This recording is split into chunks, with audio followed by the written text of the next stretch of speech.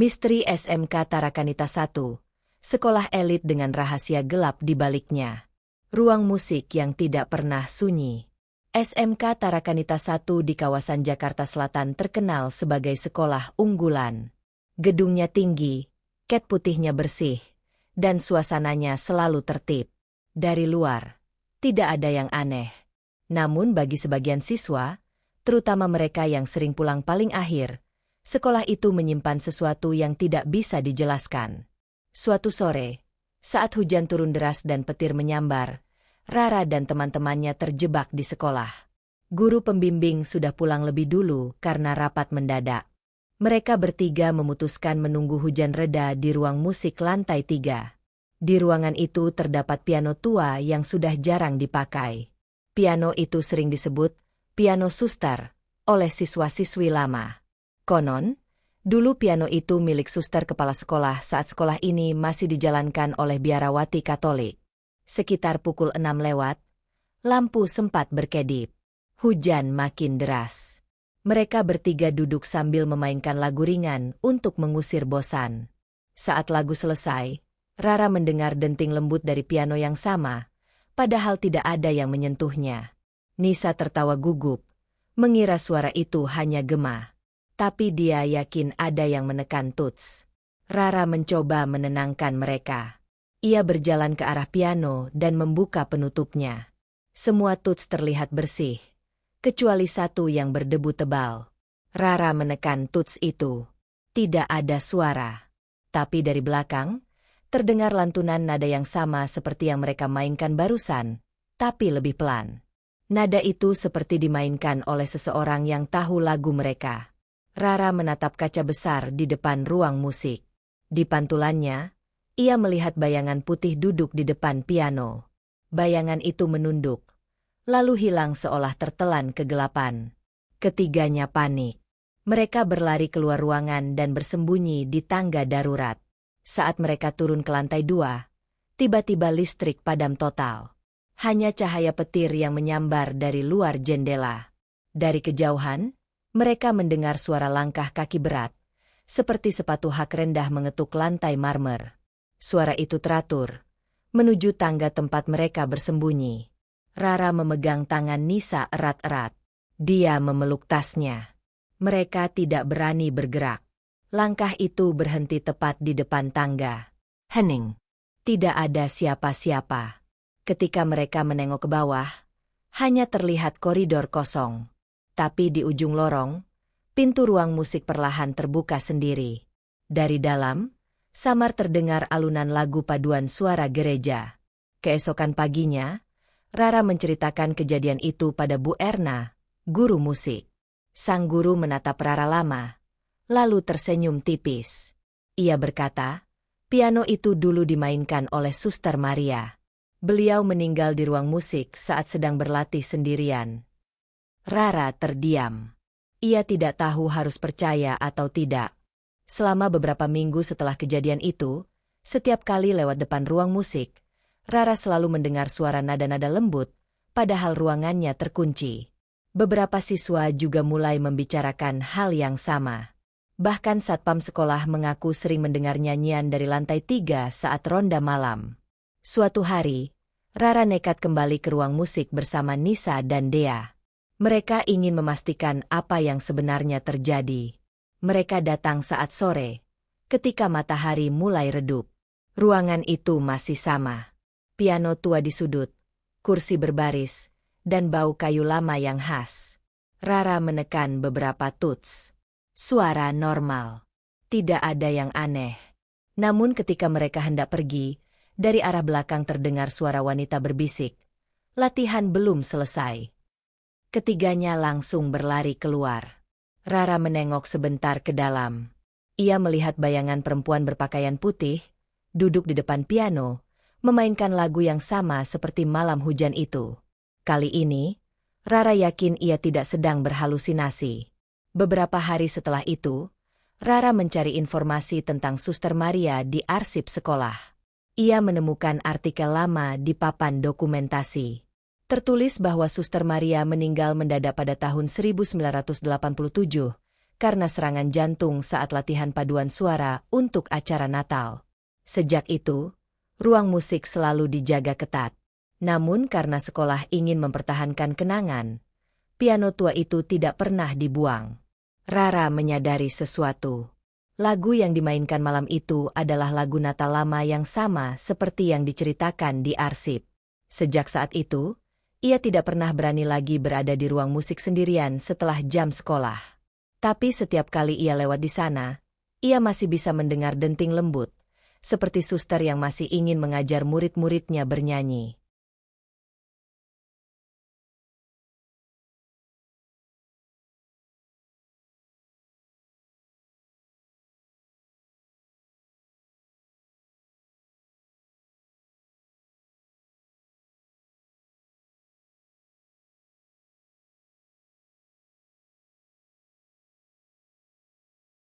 Koridor panjang di lantai 2. Sejak kejadian di ruang musik, Rara, Nisa, dan dia mulai berhati-hati. Mereka tidak lagi berlama-lama di sekolah. Namun karena Rara adalah ketua panitia acara perpisahan kelas 12, ia sering terpaksa pulang paling akhir. Persiapan panggung, latihan tari, dan pengaturan dekorasi membuatnya sering bekerja hingga malam. Salah satu ruangan yang sering ia gunakan adalah aula besar di lantai 2, tepat di ujung koridor panjang yang menghadap taman belakang. Koridor itu dikenal para siswa sebagai tempat yang selalu dingin, bahkan saat siang. Ventilasi udara di sana tertutup, tapi angin seolah selalu mengalir. Banyak siswa enggan berjalan sendirian di sana. Beberapa mengaku mendengar langkah kaki mengikuti mereka dari belakang, padahal koridor itu lurus tanpa tikungan. Rara awalnya tidak percaya. Ia menganggap itu hanya cerita berlebihan. Suatu sore, Rara tinggal sendiri untuk merapikan peralatan panggung. Nisa sudah dijemput orang tuanya. Dia sakit dan tidak masuk. Ia membawa tas besar berisi kabel dan peralatan sound system. Saat ia melewati koridor panjang itu, ia merasa udara di sekitar tiba-tiba menurun drastis. Bulunya berdiri. Ia mempercepat langkah, tapi dari arah belakang terdengar suara langkah kaki pelan, ritmis, seolah mengikuti temponya. Rara berhenti. Suara itu ikut berhenti. Ia menoleh. Tidak ada siapapun. Hanya barisan jendela besar di sisi kanan dan dinding putih di sisi kiri. Ia berjalan lagi, kali ini pelan. Suara itu terdengar lagi, kali ini lebih dekat. Langkahnya berat, seperti sepatu kulit lama yang menapak lantai. Rara berbalik cepat, tapi koridor tetap kosong. Ia mencoba menenangkan diri dan melanjutkan langkah lebih cepat. Namun saat hampir sampai di ujung koridor, suara itu berubah. Bukan lagi langkah, tapi derap cepat seolah seseorang berlari mengejarnya. Rara berlari sekencang mungkin. Ia sampai di aula dan menutup pintu. Dadanya berdebar keras. Ia menempelkan telinga ke pintu. Tidak ada suara apapun. Tapi tiba-tiba gagang pintu bergetar. Seperti ada yang menarik dari luar. Ia menahan napas. Lalu hening. Saat ia membuka sedikit celah, tidak ada siapapun di luar. Koridor kembali sunyi. Keesokan harinya, Rara menceritakan hal itu kepada Pak Sigit, petugas kebersihan sekolah yang sering lembur. Pak Sigit hanya mengangguk pelan. Koridor lantai 2 memang aneh, katanya. Dulu sebelum direnovasi, di ujung koridor itu ada kamar kecil untuk penjaga sekolah. Tapi setelah kebakaran tahun 1990-an, kamar itu ditutup. Ia menunjuk ke arah dinding yang kini tertutup cat putih. Di balik dinding itu masih ada ruang kecil yang disegel. Katanya penjaga yang tinggal di sana meninggal karena asap saat kebakaran. Rara terdiam. Ia tidak tahu harus menanggapi bagaimana. Namun sejak mendengar cerita itu, ia mulai memperhatikan setiap kali melewati koridor tersebut. Ia merasa dinding di ujung koridor itu sedikit berbeda warnanya. Ada garis tipis vertikal seperti bekas pintu lama yang tertutup. Setiap kali ia mendekat, hawa dingin terasa semakin kuat. Kadang-kadang, terdengar ketukan lembut dari balik dinding itu. 3 kali ketukan, berhenti, lalu 3 kali lagi. Beberapa hari kemudian, Rara dan Nisa harus memasang dekorasi di aula. Karena hari itu hujan, suasana sekolah menjadi gelap lebih cepat. Mereka membawa beberapa gulungan kain dan cat semprot. Saat turun dari tangga, Rara menyadari udara di koridor makin dingin. Nisa menggigil dan berkata, "Kayaknya AC-nya bocor." Rara hanya tersenyum hambar, walau ia tahu tidak ada AC di koridor itu. Saat mereka sibuk menggantung hiasan, Rara mendengar langkah pelan di luar aula. Ia membuka pintu sedikit. Koridor kosong, tapi ada jejak sepatu basah di lantai, menuju arah dinding tertutup itu. Jejak itu berhenti di depan dinding, tidak kembali. Nisa memanggilnya dari dalam, dan Rara segera menutup pintu. Tapi beberapa menit kemudian, terdengar suara ketukan keras dari dinding luar aula, 3 kali, lalu berhenti. Nisa terdiam. Rara mencoba tertawa kecil, tapi suaranya gemetar. Hari berikutnya, Rara kembali datang lebih pagi. Ia ingin melihat dinding itu dengan jelas. Ia membawa senter kecil. Saat sinar diarahkan ke dinding ujung, ia melihat bekas ukiran samar. Seperti huruf yang pudar karena cat. Ia usap perlahan. Tulisan itu berbunyi, "Masih di sini." Tulisan itu seolah diukir dengan paku. Cat di sekitarnya terkelupas sedikit, menunjukkan bekas kayu pintu lama. Rara mundur, merasa tidak nyaman. Malamnya, Rara bermimpi berjalan di koridor itu lagi. Ia sendirian. Lampu redup. Dari ujung koridor, muncul bayangan lelaki tua membawa sapu. Bajunya kotor, wajahnya tertutup asap hitam. Ia berjalan perlahan, menatap Rara tanpa suara. Lalu bayangan itu menunjuk ke arah dinding yang disegel. Rara terbangun dengan napas berat dan keringat dingin. Ia tidak bisa tidur lagi malam itu. Hari terakhir sebelum acara perpisahan, Rara dan teman-temannya bekerja hingga malam. Setelah selesai, mereka menyalakan semua lampu aula untuk memastikan dekorasi sempurna. Saat hendak pulang, Rara melewati koridor itu sekali lagi. Ia sengaja berhenti di tengah, ingin membuktikan pada dirinya sendiri bahwa semua itu hanya sugesti. Tapi kali ini, koridor terasa benar-benar hening. Tidak ada langkah, tidak ada ketukan. Ia menghela napas lega dan berjalan ke arah tangga. Namun saat ia menoleh sebentar ke belakang, di ujung koridor ia melihat sosok lelaki tua berpakaian lusuh berdiri diam. Tangannya masih memegang sapu. Pandangannya kosong, tapi seolah mengikuti setiap langkah Rara. Ia tidak bergerak, hanya berdiri. Rara menutup matanya sejenak, lalu membuka kembali. Sosok itu sudah menghilang. Sejak malam itu, Rara tidak pernah lewat koridor lantai 2 sendirian lagi. Tapi setiap kali ada yang berjalan sendirian di sana, terutama setelah jam 5 sore, mereka mengaku mendengar langkah kaki pelan mengikuti dari belakang. Kadang terdengar suara sapu diseret di lantai. Kadang terdengar 3 ketukan dari arah dinding ujung. Dan koridor itu tetap selalu terasa lebih dingin dari bagian sekolah lainnya. Ruang UKS lama yang terkunci.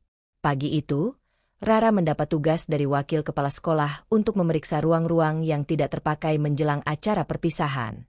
Beberapa ruangan lama di lantai dasar akan dijadikan tempat penyimpanan peralatan. Salah satu ruangan yang disebut adalah UKS lama, yang sudah tidak digunakan sejak renovasi 2 tahun lalu.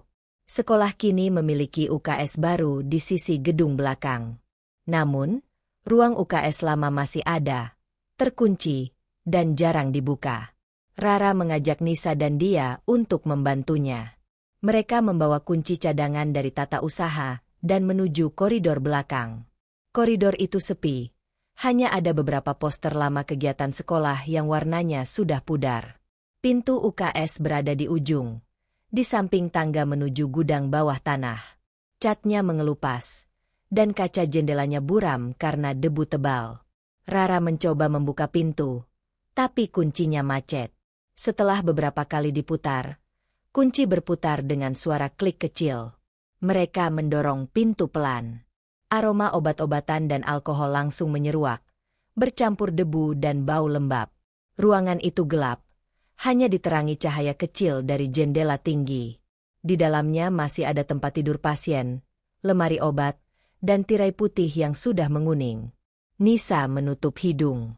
"Bau banget," katanya pelan. Dia mengambil sapu dan membersihkan lantai. Sementara Rara berjalan ke meja perawat di pojok. Di sana ada buku catatan lama dengan sampul biru, berdebu tapi masih utuh. Ia meniup debu itu dan membuka halaman pertama. Tulisan tangan rapi tertera di sana. Catatan harian UKS, 2018 perawat, Suster Lilis. Rara membaca cepat beberapa halaman. Sebagian besar berisi laporan biasa, seperti siswa yang pingsan atau sakit kepala. Tapi pada halaman terakhir yang bertanggal 23 Oktober 2019, ada tulisan berbeda. Hanya satu kalimat. Pasien terakhir tidak pulang. Rara menatap halaman itu lama. Pasien terakhir maksudnya siapa? Tanyanya pada Nisa dan dia. Mereka mengangkat bahu.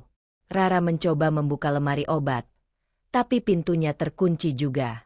Ia menarik gagangnya kuat-kuat, lalu terdengar suara logam kecil jatuh dari atas lemari. Sebuah kunci tua berkarat terjatuh. Ia ambil dan mencoba pada pintu lemari. Pintu terbuka dengan suara berderit panjang. Di dalam lemari, hanya ada beberapa botol kosong, kain kasa, dan satu foto hitam putih kecil. Foto itu memperlihatkan seorang siswi berambut panjang, mengenakan seragam putih abu-abu, sedang berbaring di ranjang UKS. Wajahnya pucat, dan di sampingnya berdiri seorang suster yang menatap kamera. Di balik foto itu tertulis nama, Clara, kelas 11B. Dia menatap foto itu lama. "Nama ini pernah aku dengar," katanya pelan. Katanya, dulu ada siswi yang jatuh pingsan di tangga belakang dan dibawa ke UKS.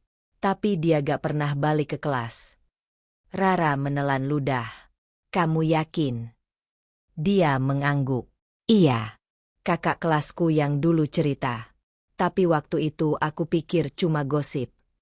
Mereka memutuskan untuk keluar karena udara makin pengap. Namun saat Nisa hendak menutup pintu, ia mendengar suara seperti batuk pelan dari dalam. Mereka saling menatap. Tidak ada siapapun selain mereka bertiga. Rara melangkah kembali ke dalam dan menatap tirai putih di dekat ranjang. Tirai itu sedikit bergoyang, padahal tidak ada angin. Ia mendekat dan menarik tirai itu perlahan. Ranjang itu kosong. Tapi bantalnya tampak masih cekung, seperti baru saja ada yang berbaring di sana. Rara mundur perlahan, menatap teman-temannya. "Kita keluar aja," bisiknya. Mereka menutup pintu cepat-cepat dan mengunci kembali.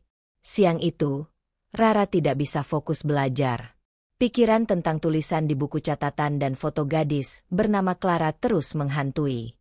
Setelah jam sekolah selesai, ia kembali diam-diam ke ruang UKS lama sendirian. Ia ingin memastikan apa yang sebenarnya tertulis di catatan itu. Ia membuka pintu perlahan.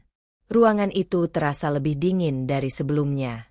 Tirai di dekat ranjang bergerak lembut, seolah ada angin dari dalam. Ia berjalan ke meja perawat, membuka buku itu lagi. Saat membalik halaman terakhir, di bawah tulisan, "Pasien terakhir tidak pulang." Kini ada tambahan baru, dengan tinta lebih hitam. Tulisan itu tidak ada tadi pagi. Bertuliskan, "Dia masih di sini." Rara terpaku. Tangan kirinya gemetar. Ia menatap sekeliling ruangan. Di cermin kecil di atas wastafel, terlihat bayangan samar seorang gadis terbaring di ranjang. Rambutnya panjang, wajahnya pucat, mata terpejam. Rara menoleh cepat ke arah ranjang. Tapi kosong. Saat menatap kembali ke cermin, bayangan itu masih ada. Kini menatap langsung ke arahnya. Rara menjatuhkan buku itu dan berlari keluar. Pintu UKS menutup keras di belakangnya.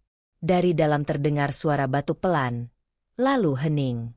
Keesokan paginya, petugas kebersihan menemukan pintu UKS sedikit terbuka. Di meja perawat, buku catatan biru itu sudah tertutup rapat. Tapi foto hitam putih Clara diletakkan di atasnya. Tidak ada yang tahu siapa yang menaruhnya. Sejak hari itu, sekolah memutuskan menutup kembali ruang UKS lama. Pintu itu disegel, dan semua siswa dilarang masuk. Namun beberapa guru yang mengajar sore hari mengaku masih mendengar suara batu kecil dari arah ruangan itu. Kadang terdengar bunyi tirai bergeser. Kadang terdengar langkah kaki pelan di dalam. Tapi setiap kali pintu dibuka, ruangan itu tetap kosong. Dan nama Clara, kelas 11B tidak pernah tercatat di data siswa manapun di SMK Tarakanita 1. Perpustakaan lama dan buku yang tidak pernah dipinjam. Setelah kejadian di ruang UKS lama, Rara mulai merasa sekolahnya menyimpan terlalu banyak rahasia. Namun kegiatan menjelang perpisahan membuatnya tak punya banyak waktu untuk memikirkan hal itu. Suatu siang, guru bahasa Indonesia, Bu Ratna, meminta Rara membantu memindahkan beberapa koleksi buku lama dari perpustakaan bawah, ruangan yang kini sudah jarang dibuka sejak ada perpustakaan baru di lantai atas. Perpustakaan bawah terletak di sisi barat gedung, dekat ruang tata usaha lama. Jalannya sempit dan lembab, dengan lampu kuning yang berkedip pelan.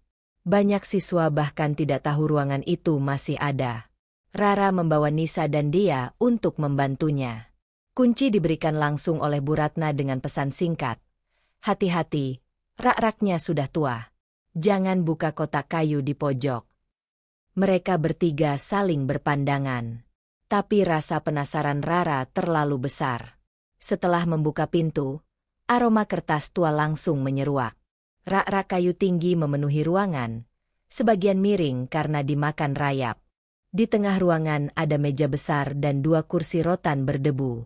Jendela ditutup rapat dengan papan kayu. Dia menyalakan senter dari ponsel. Nisa mulai memilah buku-buku yang masih bisa diselamatkan. Rara berjalan menyusuri rak paling belakang. Di sana ia melihat sebuah rak dengan tanda, khusus arsip lama jangan dipinjam. Sebagian besar buku di rak itu tanpa sampul, tapi satu buku menarik perhatiannya. Sampulnya merah gelap, sedikit sobek di sisi kanan. Tidak ada judul, hanya stiker kecil bertuliskan 1959. Ia mengambil buku itu perlahan. Saat membuka halaman pertama, debu tebal mengepul.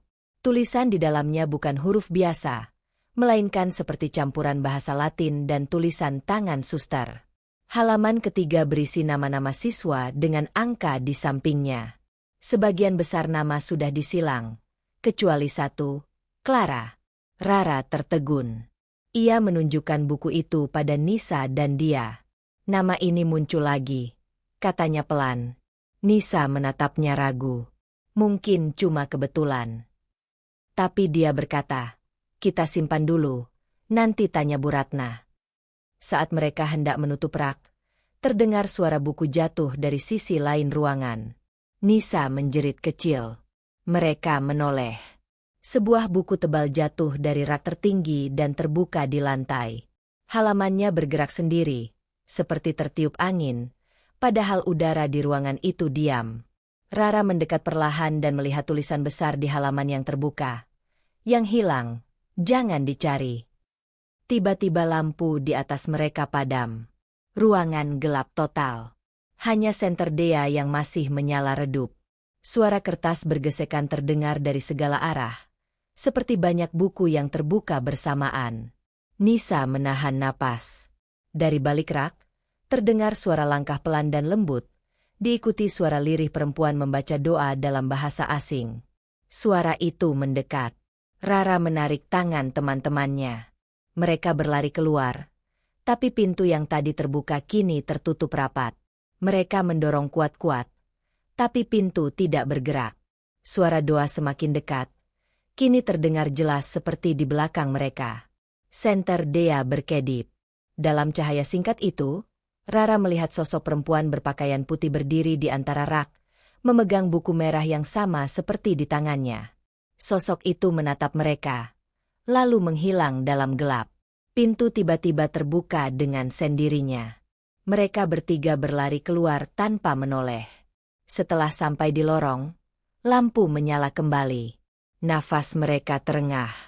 Buku merah masih ada di tangan Rara, tapi kini halaman depannya kosong, tanpa tulisan sama sekali. Keesokan harinya, Rara membawa buku itu ke Bu Ratna. Guru itu menatapnya lama, lalu berkata pelan, "Kamu tidak seharusnya membuka buku itu." Rara bingung. "Kenapa, Bu?" Bu Ratna menarik napas dalam. "Itu catatan lama masa sekolah masih asrama suster. Beberapa siswa dulu tinggal di gedung ini. Salah satunya Clara. Ia murid yang rajin tapi sakit-sakitan. Setelah ia meninggal, namanya tetap tercatat di buku itu karena tak ada yang berani mencoretnya. Setiap kali nama itu disilang, selalu terjadi sesuatu." Rara merinding. Ia ingin mengembalikan buku itu, tapi Bu Ratna sudah lebih dulu mengambilnya. "Biar saya simpan," katanya tegas. "Kalian jangan ke sana lagi." Namun malam itu, satpam sekolah yang berjaga di sisi barat melapor melihat cahaya redup dari jendela perpustakaan bawah.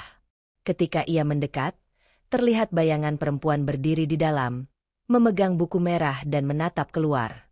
Saat lampu senter diarahkan, bayangan itu lenyap, tapi buku merah terlihat tergeletak di meja dekat jendela. Keesokan paginya, Bu Ratna tidak datang mengajar. Di ruang guru, hanya ada amplop coklat di mejanya. Di dalamnya, buku merah itu dikembalikan, bersama secari kertas bertuliskan tulisan tangan. Nama itu harus tetap ada. Sejak saat itu, perpustakaan bawah kembali dikunci. Tidak ada yang berani masuk. Tapi setiap minggu pagi, petugas kebersihan selalu menemukan satu buku berbeda tergeletak di depan pintu. Buku-buku itu bukan dari koleksi sekolah. Sampulnya selalu merah, halamannya kosong, dan di halaman terakhir hanya ada satu nama. Selalu nama yang sama, Clara. Laboratorium komputer yang menyala sendiri di malam hari. Setelah kejadian di perpustakaan bawah, Rara dan kedua temannya berusaha bersikap biasa. Namun rasa cemas itu tak benar-benar hilang. Mereka mulai sadar, setiap bagian sekolah seperti memiliki rahasia sendiri. Cerita tentang suster, siswa yang hilang, dan ruangan-ruangan lama membuat suasana sekolah itu berubah. Suatu hari, panitia perpisahan butuh ruang tambahan untuk mempersiapkan presentasi video. Guru TIK, Pak Guntur, memberi izin mereka menggunakan laboratorium komputer lama di gedung belakang. Ruangan itu sudah jarang dipakai karena sekolah kini punya lab baru yang lebih modern di lantai atas. Namun semua komputer di sana masih berfungsi. Saat pertama kali masuk, Rara mencium bau khas debu bercampur plastik terbakar. Lampu neon di langit-langit berkelip lemah. Di barisan komputer, beberapa unit masih menyala, padahal tidak ada yang menyalakan. Di layar muncul tampilan login lama bertuliskan, SMK Tarakanita 1 akses admin. Pak Guntur hanya tertawa kecil. Komputernya suka nyala sendiri. Mungkin kabelnya rusak, katanya santai. Rara tidak terlalu mempermasalahkan. Ia bersama Nisa dan dia mulai bekerja mengedit video acara perpisahan. Mereka menyalakan satu komputer di baris tengah. Sementara mereka sibuk, layar di sudut belakang tiba-tiba menyala. Tanpa ada yang menekan tombol apapun, kursor bergerak sendiri membuka folder bertuliskan Students 2019. Dia memperhatikan layar itu. Lihat deh. Itu filenya jalan sendiri. Rara menoleh. Ia melihat file bernama Clara 11 BMP4. Ia membeku. Nama itu muncul lagi. "Coba kita klik," kata Nisa, berusaha tenang.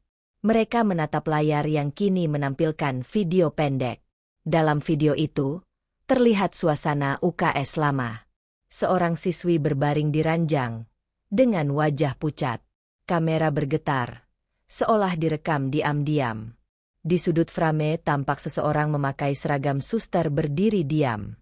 Lalu suara perempuan terdengar pelan. "Tolong jangan kunci aku di sini." Video berhenti tiba-tiba. Mereka bertiga saling berpandangan. Nisa menekan tombol pause, tapi komputer tiba-tiba mati sendiri. Ruangan menjadi hening. Lampu di langit-langit berkelip, lalu padam total.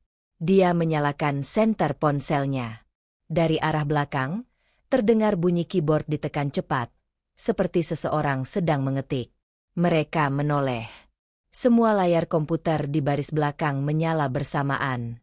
Layar menampilkan tulisan yang sama. Aku masih di sini. Rara menarik napas dalam. Kita keluar sekarang juga. Mereka berlari ke arah pintu, tapi gagang pintu terasa panas, seperti dialiri listrik. Rara mundur. Nisa berusaha membuka jendela, tapi terkunci rapat. Komputer-komputer itu terus menyala bergantian. Layarnya berkedip cepat menampilkan deretan huruf acak. Dari speaker terdengar suara napas berat, lalu suara perempuan berbisik. Kenapa kamu buka file itu? Dia menjatuhkan ponselnya. Layar senter memantul ke dinding dan menyorot papan jadwal piket lama. Di bawahnya tertempel foto siswa-siswi angkatan 2019. Salah satunya bergaris merah besar. Nama di bawahnya, Clara. Beberapa detik kemudian, semua komputer mati bersamaan.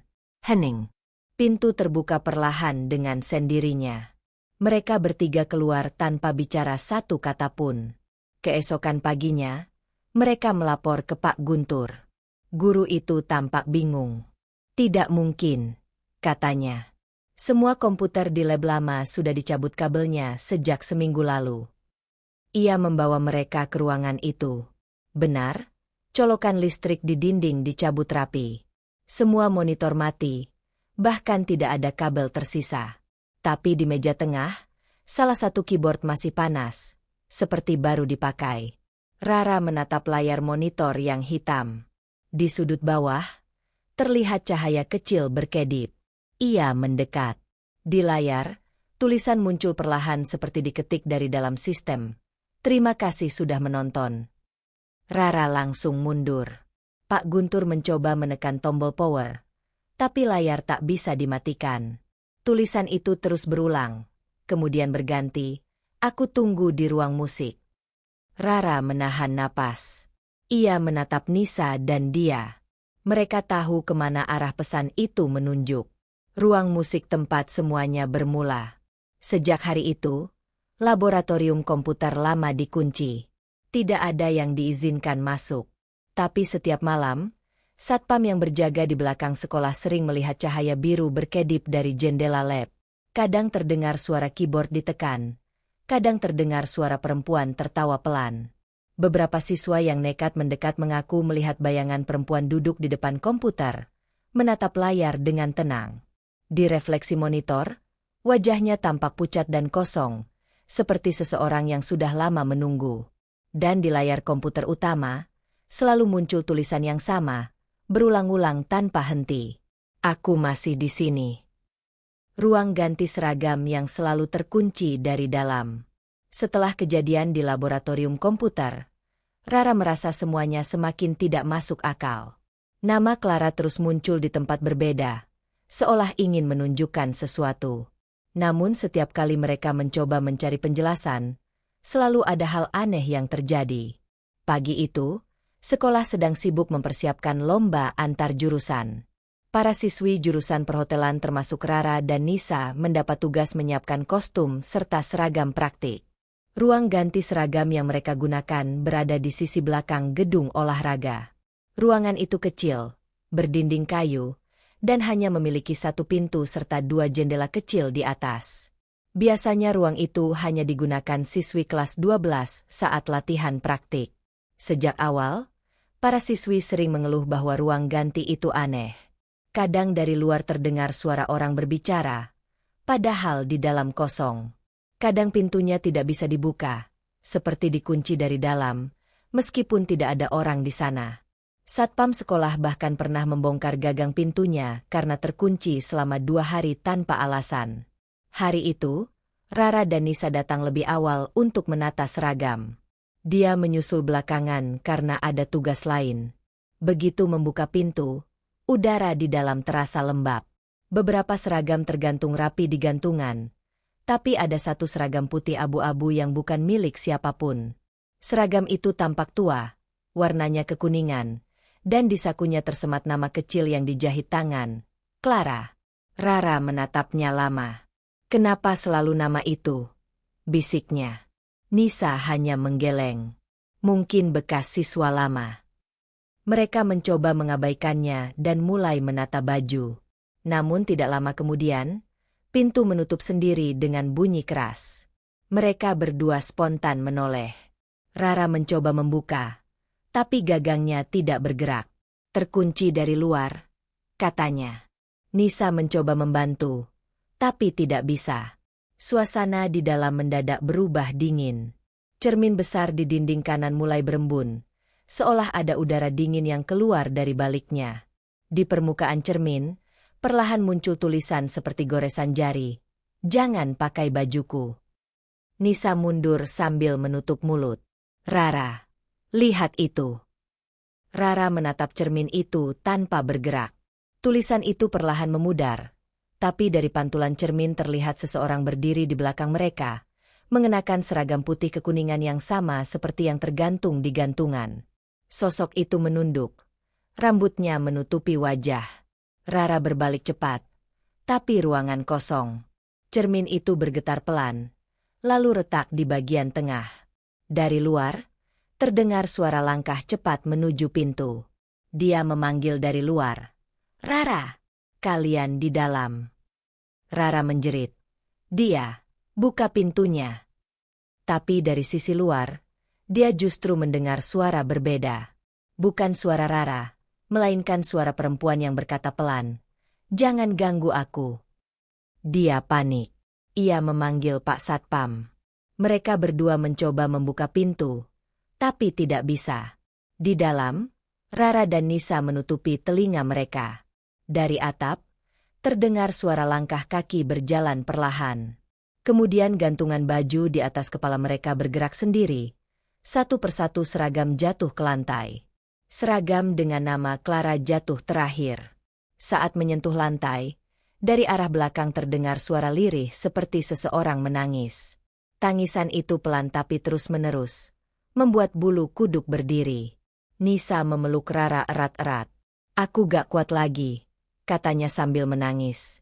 Beberapa detik kemudian, pintu terbuka dengan keras. Pak Satpam dan dia masuk. Mereka melihat cermin retak dan semua seragam berserakan di lantai. Rara dan Nisa terduduk di pojok ruangan, pucat dan gemetar. Pak Satpam membantu mereka berdiri. "Kalian ngapain di sini?" tanyanya. Rara tidak bisa menjawab. Ia hanya menunjuk ke gantungan baju yang kini kosong. Seragam dengan nama Clara menghilang. Setelah kejadian itu, ruang ganti dikunci permanen. Tapi beberapa hari kemudian, petugas kebersihan menemukan seragam putih kekuningan itu tergantung di pagar belakang sekolah. Basah seperti baru dicuci, tapi tidak ada yang tahu siapa yang menaruhnya. Beberapa minggu berlalu. Saat latihan tari perpisahan, salah satu siswi melihat sesuatu aneh di jendela ruang ganti yang terkunci. Ada bayangan perempuan mengenakan seragam putih kekuningan, berdiri diam sambil memandangi halaman. Saat ditengok, ruangan itu kosong. Namun setiap kali hujan turun, dari luar jendela terdengar suara lembut perempuan menyanyi pelan. Suaranya bergetar dan penuh rindu. Lagu yang sama yang dulu sering dinyanyikan di ruang musik. Dan di bawah jendela ruang ganti, selalu ada jejak kaki basah menuju arah aula tempat acara perpisahan akan diadakan. Malam gladi bersih di aula utama. Malam itu, SMK Tarakanita 1 tampak berbeda. Lampu aula utama menyala terang. Panggung besar sudah dipasang untuk acara perpisahan siswa kelas 12. Rara, Nisa, dan dia mendapat tugas menjadi panitia dokumentasi sekaligus pengisi acara. Mereka harus datang malam itu untuk gladi bersih bersama guru dan panitia lain. Hujan turun sejak sore. Jalanan menuju sekolah basah dan sepi. Ketiganya datang bersama-sama, membawa kamera dan perlengkapan. Saat mereka masuk ke aula, udara terasa dingin. Lampu sorot menyala, tapi beberapa bagian langit-langit tampak gelap. Di tengah aula, panggung sudah tertata dengan tirai merah marun, meja panjang, dan barisan kursi. Pak Surya, guru seni yang memimpin latihan, menyambut mereka. "Kalian bantu rekam latihan malam ini." "Ya, besok pagi video harus jadi," katanya singkat. Rara mengangguk. Ia menyalakan kamera di pojok aula. Gladi bersih dimulai. Semua berjalan normal sampai lampu di sisi kiri panggung mulai berkedip. Nisa yang sedang memeriksa speaker menatap ke arah itu. Kayaknya kabelnya longgar, katanya.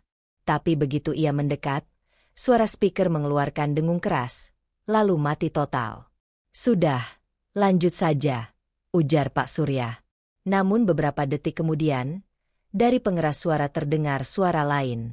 Bukan suara musik, tapi suara perempuan menyanyi pelan, seperti dari radio rusak. Liriknya samar, tapi nada itu terasa akrab. Lagu yang sama yang pernah terdengar dari ruang ganti. Semua berhenti. Rara menoleh ke arah mixer audio. Tidak ada yang memutar apapun. Dia mencoba mencabut kabel mic, tapi suara itu tetap terdengar. Pelan-pelan suara itu berubah menjadi bisikan. Seolah banyak orang berbicara bersamaan. Dia belum pergi. Rara merasa dadanya sesak. Ia mematikan kamera, tapi layar monitor tetap menyala.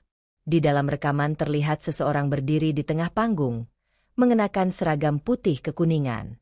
Sosok itu tidak ada di dunia nyata. Hanya terlihat di layar. Rambutnya panjang menutupi wajah. Kepalanya sedikit miring. Dia, lihat itu, bisik Rara.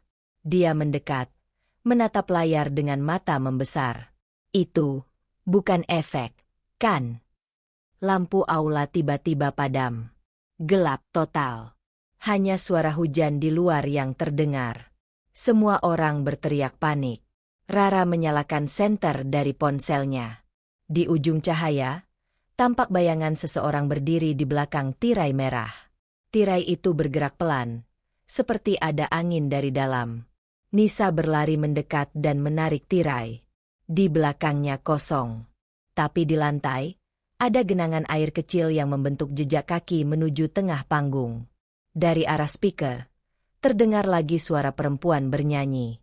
Rara menyorot panggung dengan ponselnya. Tepat di tengah panggung, di bawah lampu sorot yang kini menyala redup, berdiri sosok perempuan. Ia mengenakan seragam putih kekuningan, dan di sakunya tertulis nama Clara. Semua terdiam. Suara lagu berhenti. Sosok itu menunduk, lalu perlahan mengangkat wajahnya. Mata hitamnya kosong, dan dari sudut bibirnya mengalir air seperti embun. Ia berbisik, "Kenapa kalian memakai seragamku?" Lampu menyala lagi seketika. Semua sosok itu hilang. Di panggung hanya ada genangan air. Rara gemetar hebat. Dia menangis. Pak Surya mencoba menenangkan mereka, tapi wajahnya sendiri pucat. "Sudah, pulang saja dulu," katanya pelan. Mereka meninggalkan aula tanpa bicara. Tapi saat Rara menengok ke belakang, ia melihat sesuatu di tirai merah. Ada bekas tangan basah yang menempel di kain, tinggi sejajar dengan wajah manusia. Bekas itu perlahan memudar. Malam itu hujan tidak berhenti. Sesampainya di rumah, Rara memeriksa hasil rekaman. Semua adegan tampak normal, sampai bagian terakhir. Tepat setelah lampu padam, kamera menangkap sesuatu. Sosok Clara berdiri di panggung, menatap langsung ke arah kamera. Lalu bibirnya bergerak pelan membentuk kata, "Besok." Rara menatap layar tanpa bisa berpaling. Ia tahu besok adalah hari perpisahan. Hari perpisahan yang tidak pernah dilupakan. Pagi itu, langit Jakarta mendung. Udara terasa berat, seolah seluruh sekolah tahu sesuatu akan terjadi. Aula utama SMK Tarakanita 1 sudah dihias sejak dini hari. Bunga, balon, dan spanduk besar bertuliskan, "Selamat Jalan Siswa Kelas 12, memenuhi ruangan." Semua tampak meriah. Tapi Rara, Nisa, dan dia datang dengan wajah muram. Mereka masih belum bisa melupakan apa yang terjadi malam sebelumnya. Rara memegang kamera, tapi tangannya bergetar. Ia tidak bisa menghapus gambar Clara dari pikirannya. Dia mencoba menenangkan. "Kita selesaikan aja hari ini. Setelah ini, kita gak perlu datang lagi ke sini." Rara mengangguk, Tapi matanya terus menatap panggung yang kini tampak terlalu sunyi. Saat musik pembuka mulai dimainkan, suasana perlahan hangat. Para siswa tertawa, berfoto, dan saling bercanda. Pihak sekolah duduk di barisan depan. Kepala sekolah naik ke panggung memberi sambutan.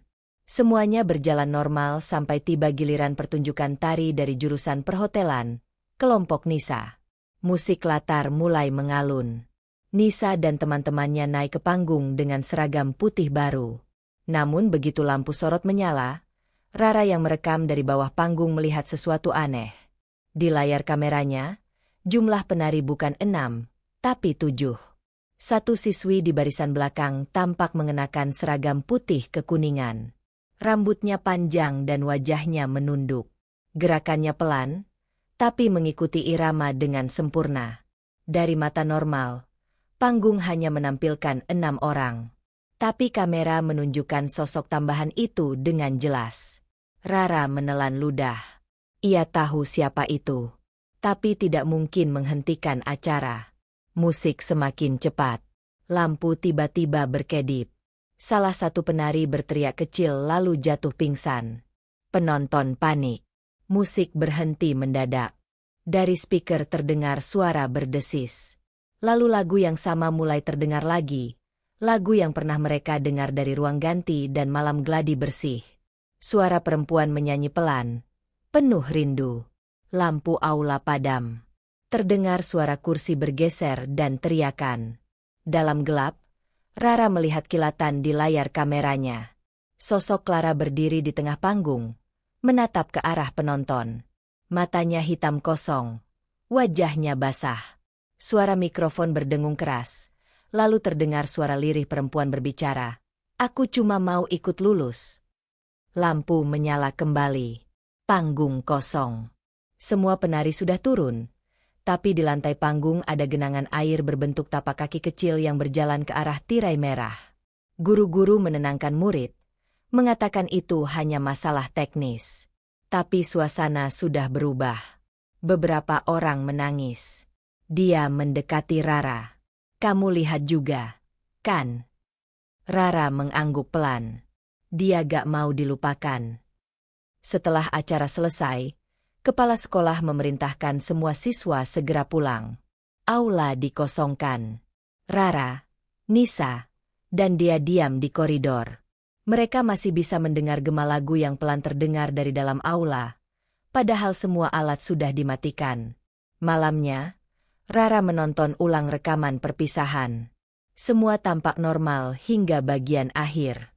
Setelah lagu terakhir, kamera menangkap sesuatu di barisan kursi belakang. Ada sosok perempuan berdiri di antara penonton. Ia mengenakan seragam putih kekuningan dengan pita biru. Wajahnya tersenyum tenang. Rara memperbesar gambar itu. Di bagian dada seragam tertulis nama, Clara. Lalu layar bergoyang. Suara statis muncul. Sosok itu mendekat ke arah kamera, seolah berjalan dari barisan belakang. Gambar berhenti di wajahnya yang hampir memenuhi layar. Bibirnya bergerak. Terima kasih sudah mengingatku. Rekaman berhenti di situ. Keesokan harinya, pihak sekolah menemukan alat musik di aula terjatuh. Tirai merah penuh bekas tangan basah. Kepala sekolah memutuskan mengganti tirai baru dan membersihkan seluruh aula. Tapi meski sudah diganti, setiap kali hujan turun, tirai baru itu selalu lembab di bagian tengah. Guru-guru lama kemudian bercerita kepada Rara. Bertahun-tahun lalu, seorang siswi bernama Clara memang pernah belajar di sana. Ia meninggal karena kecelakaan saat latihan pentas perpisahan. Ia tidak sempat tampil. Sejak itu, setiap menjelang acara kelulusan, selalu ada gangguan kecil yang sama. Suara nyanyian, genangan air, dan jejak kaki di panggung. Rara mendengarkan tanpa bicara. Ia hanya menatap aula yang kini sepi. Dalam hati ia berjanji untuk tidak melupakan Clara. Karena mungkin, roh itu hanya ingin diingat sebagai bagian dari sekolah yang ia cintai. Sampai hari ini, setiap generasi baru yang latihan di aula SMK Tarakanita I, selalu diberi satu pesan sederhana dari para senior. Kalau dengar suara perempuan bernyanyi pelan di tengah hujan, jangan takut. Itu bukan hantu. Itu Clara, yang masih ingin ikut lulus bersama kalian. Catatan terakhir dari arsip sekolah. Beberapa minggu setelah acara perpisahan, suasana di SMK Tarakanita 1 mulai kembali normal. Aktivitas belajar berjalan seperti biasa. Siswa baru sudah mendaftar. Namun bagi Rara, Nisa, dan dia, peristiwa di aula itu tidak pernah hilang dari pikiran. Setiap kali hujan turun, mereka masih bisa mendengar gema lagu itu di kepala. Suara lembut, seperti nyanyian dari jauh. Mereka sudah berjanji tidak akan membicarakan kejadian itu lagi di depan orang lain. Tapi rasa penasaran membuat mereka sulit tenang. Suatu sore, saat menunggu hujan reda, dia mengajak keduanya ke ruang arsip sekolah di lantai 2 gedung lama. Tempat itu jarang dikunjungi siapapun. Hanya Pak Rudi, staf tata usaha senior, yang memiliki kunci. Pak Rudi, kami mau cari data alumni tahun lama. Boleh? Tanya dia sopan. Pak Rudi mengangguk. Tapi jangan lama-lama. Lantai atas itu sudah jarang dibersihkan. Ia menyerahkan kunci kecil dengan gantungan berdebu. Begitu pintu arsip dibuka, aroma kertas lembab langsung terasa. Ruangan itu penuh lemari besi dan kotak dokumen. Lampu neon di langit-langit berkelap-kelip. Rara menyalakan senter ponsel. Cari tahun berapa? Tanyanya. Dia menjawab pelan, sekitar 2003. Katanya waktu itu ada siswi meninggal menjelang pentas. Mereka mencari di antara tumpukan map coklat. Setelah beberapa menit, Nisa menemukan satu map bertuliskan, Kegiatan Seni Pentas Perpisahan 2003. Di dalamnya ada beberapa foto hitam putih, daftar panitia, dan satu surat laporan insiden. Rara membuka pelan. Di bagian atas surat tertulis, laporan kecelakaan siswa Clara Natalia, kelas 12 perhotelan. Matanya membeku. Tangan dia gemetar saat membaca isi surat itu. Clara jatuh terpeleset di aula saat latihan tari malam hari. Kepalanya terbentur panggung. Ia meninggal sebelum sempat dibawa ke rumah sakit. Waktu kejadian, 10 Mei 2003.